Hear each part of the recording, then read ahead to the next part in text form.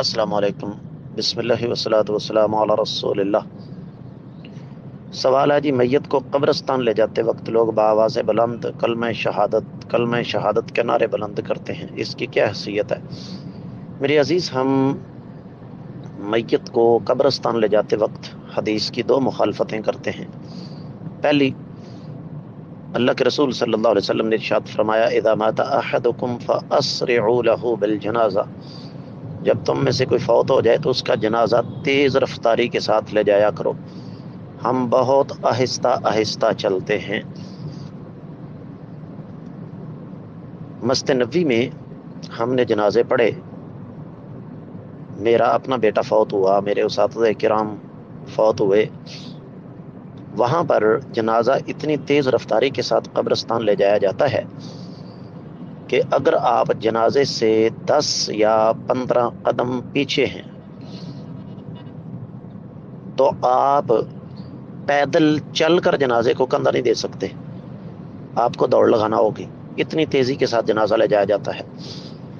دوسری غلطی، حدیث میں آتا ہے امرنا بالسکوت، ہمیں حکم دیا گیا فی ثلاثۃ مواضع، 3 موقع پر، اور ان میں سے ایک یہ بھی ہے کہ جب جنازہ ہو تو ہم خاموش رہیں۔ تو اس کا مطلب یہ ہوا کہ جنازہ لے جاتے ہوئے خاموشی اختیار کرنی چاہیے۔ یہ جو ہمارے ہاں کلمہ شہادت کے نعرے بلند ہوتے ہیں نا، اس حوالے سے 2 باتیں ذہن میں رکھیں۔ پہلی بات تو یہ کہ ہندو جب اپنی ارتھی اٹھاتے ہیں نا تو وہ موقع پر کہتے ہیں رام نام ستیہ ہے۔ تو مسلمانوں نے جب اس کا معنی جاننے کی کوشش کی تو پتہ یہ چلا کہ اس کا نام مطلب یہ ہے کہ رام کا نام سچا ہے۔ تو مسلمانوں نے کہا ہم تم سے پیچھے کیوں رہیں؟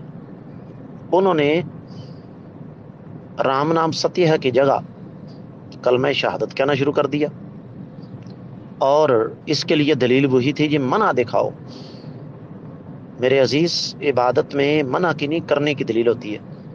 نبی علیہ السلام کے زمانے میں جنازے اٹھائے گئے کہ آقا علیہ الصلوۃ والسلام نے یا آپ کے صحابہ کرام نے جنازے اٹھاتے وقت کلمہ شہادت کے نعرے بلند کیے؟